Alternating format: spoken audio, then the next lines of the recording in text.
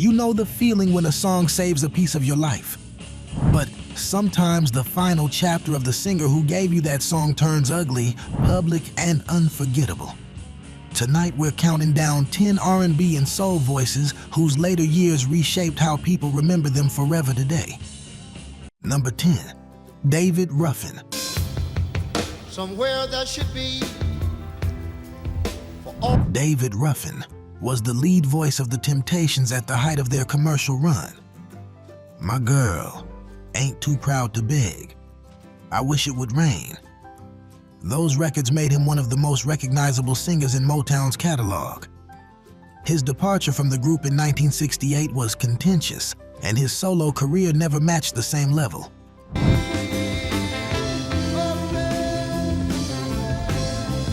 Drug addiction became a persistent problem through the 1970s and 80s.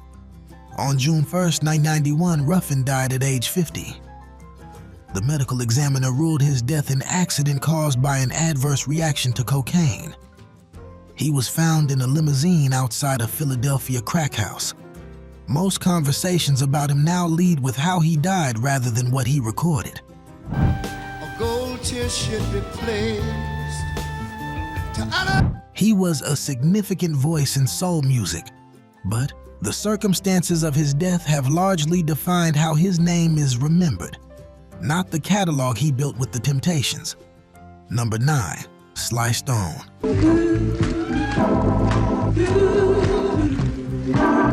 Sly and the Family Stone were one of the most commercially successful and musically forward acts of the late 1960s.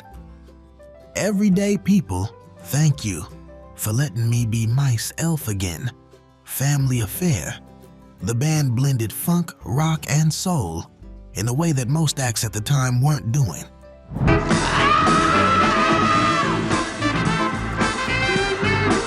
The commercial momentum collapsed in the mid-1970s as Sly's drug addiction became severe. He grew unreliable, missed shows, and largely fell out of the mainstream. In 2011, he was reported to be homeless and living out of a van in Los Angeles. In 2015, a jury awarded him $5 million in a lawsuit over unpaid royalties. Sly Stone died June 9, 2025 at age 82 after health struggles including COPD.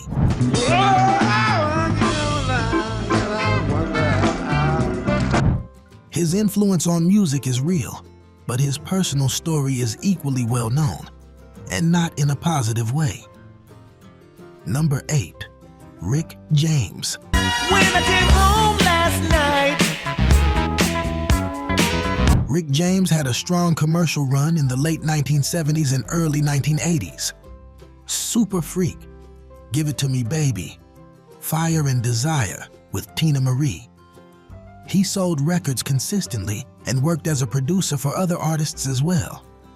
In the early 1990s, his legal problems became the dominant story. Give it to me. Give me that stuff, that funk, that sweet, that funky stuff. Give it to me. In 1993, James and his girlfriend were convicted on assault and false imprisonment charges involving 2 separate victims. He was sentenced to 5 years and 8 months in state prison and released in 1996. James died in 2004. The cause was ruled an accident. Heart failure complicated by multiple drug intoxication. His music still gets played, and Super Freak in particular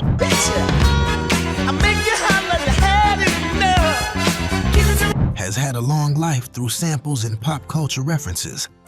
But the criminal convictions are a permanent part of how his name is covered, and any profile or documentary about him is expected to address the 983 cases. That's been the standard since they occurred. Number 7, Ike Turner. Working for my man every night and day.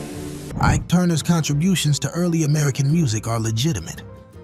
Rocket 88 from 1951, recorded with his Kings of Rhythm Band, is frequently cited as one of the earliest rock and roll recordings.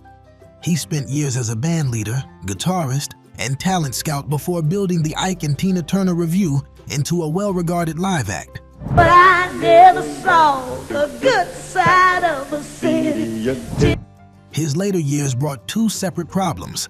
a cocaine addiction that led to a February 1990 sentencing of 4 years in state prison, and the more lasting reputational damage from Tina Turner's public accounts of sustained physical and emotional abuse during their marriage. Those accounts appeared in her autobiography, multiple interviews, and the 1993 film What's Love Got to Do with It? Ike disputed parts of her version, but public opinion largely sided with her. Clean a lot of plates in Mary's yard. Pump a lot of chain down it. He died in 2007, and his obituary centered on the abuse allegations more than his musical work. That's still how his name is primarily framed. But what comes next is a different kind of story. Not about addiction or legal trouble, but about murder inside a family. Number 6, Marvin Gaye. And with every passing minute, Marvin Gaye had one of the strongest individual catalogs in soul music. What's going on? Let's get it on. I heard it through the grapevine. Sexual healing. He had commercial success across multiple decades and was a skilled vocalist, songwriter, and arranger. By the early 1980s, his personal life was in serious trouble.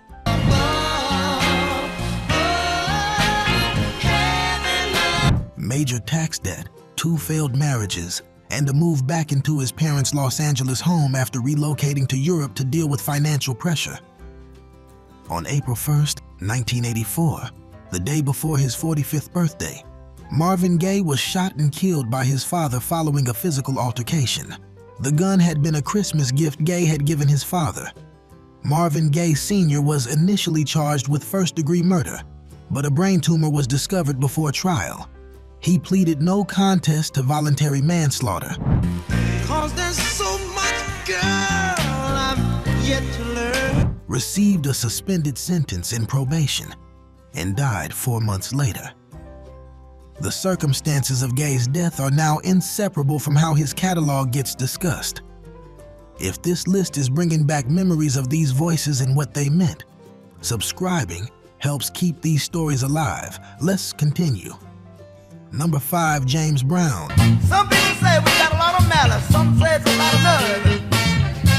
James Brown recorded hits across 4 decades, built one of the tightest touring bands in music, and had business sense unusual for artists of his era. He owned his masters and his radio stations.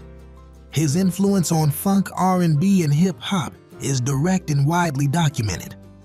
In the late 1980s, his personal conduct became a serious public issue. I worked on jobs with my feet in my hand. In September 1988, he entered a building with a shotgun and then led police on a high-speed chase across 2 states. He was convicted on aggravated assault and other charges and began serving a 6-year sentence on December 15, 1988. He was released in 1991 after about 2 years. Multiple allegations of domestic violence from former wives and partners also became part of the public record.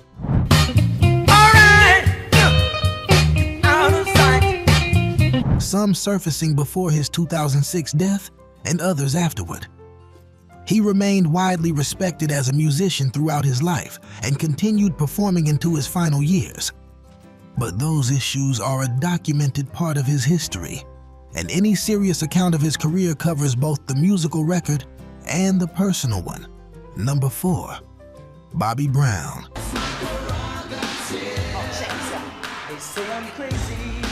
Bobby Brown's late 1980s commercial run was real. Don't Be Cruel in 1988 was a major seller, and he was one of the artists most associated with New Jack Swing, the production style that dominated R&B at the time. His later years became a long-running pattern of arrests, addiction, and legal agreements.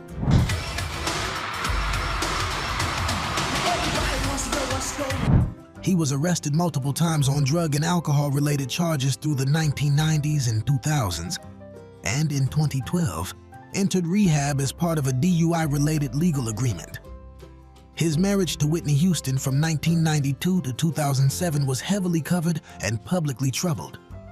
The death of Whitney Houston in 2012 and the death of their daughter Bobby Christina Brown in 2015 kept him in the news under difficult circumstances for years.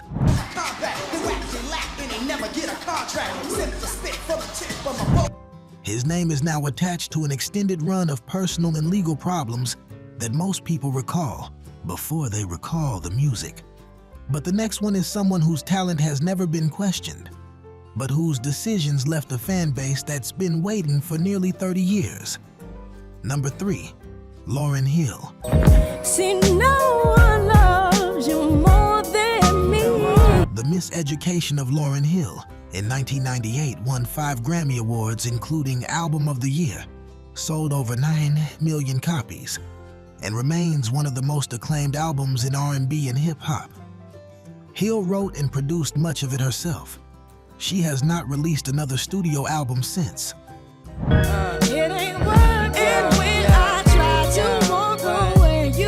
In 2013, she was sentenced to 3 months in federal prison after pleading guilty to failing to pay taxes on approximately $1.8 million in income over multiple years. Her concert reputation has also become part of the public record.